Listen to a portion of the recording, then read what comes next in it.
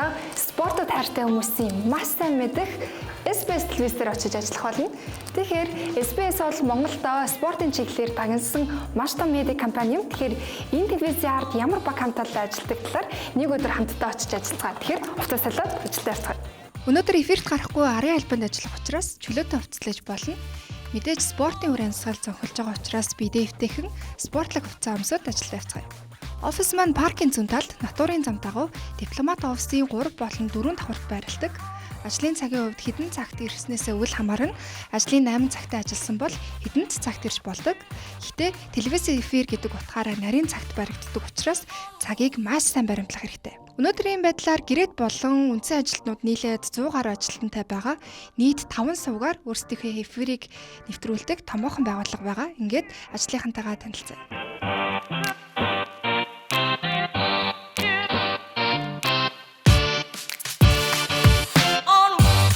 Эхлээд 3 давхартайгаа танилцъя. Энэ давхарт маркетинг, захиргаа, хүний нөөц, санхүү мөн телевизийн салбарын хамгийн чухал хэсэг болох графикч нарын өрөө байдаг.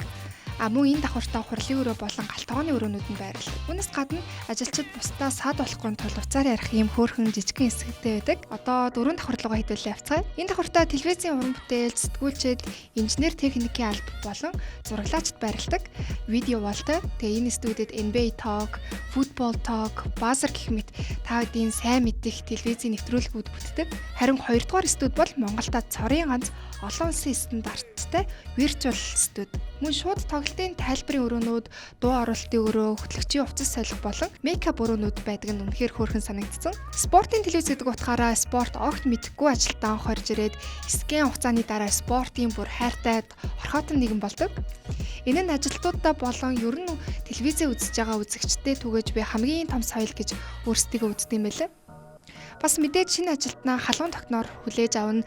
Бас шинэ ажилтныг дасан цогцох хөтөлбөрүүдтэй. Хүүхний хөгжилт бол англи хэлний сургалтууд, за мөн эрүүл мэндийг дэмжих жим, бассейн гэх мэтүүдийг байгуулгаас нь өнгөө даадаг. Ажлынхаа хажуугаар завсарлагаа аваад өөрийгөө сэргээхийг хүсвэл кофе уунгаа бас хөгжим сонсож болно. Бас спортын тэмцээнүүдийг хамтдаа чин сэтгэлээсээ дэмжиж үздэг. Одоо бүр хамгийн сонирхолтой бас хамгийн гоё нь сайн ажилласан ажилтнуудаа NBA All-Star тоглолтыг үзэх боломжийг нь олгодог.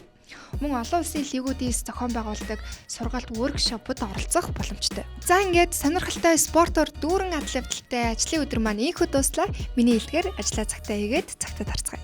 За тэгэхээр бас нэгэн сонирхолтой ажлын өдөр маань ийхүү дуусч байна. Уламжлалтсаар SBS зориулж хийсэн постэр маань энд байна.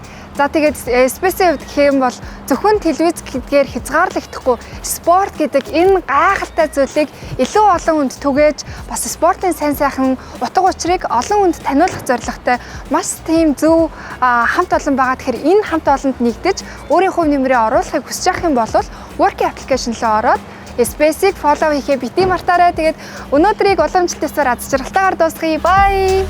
Дараагийн дугаар танаад бас танаад ажиллая.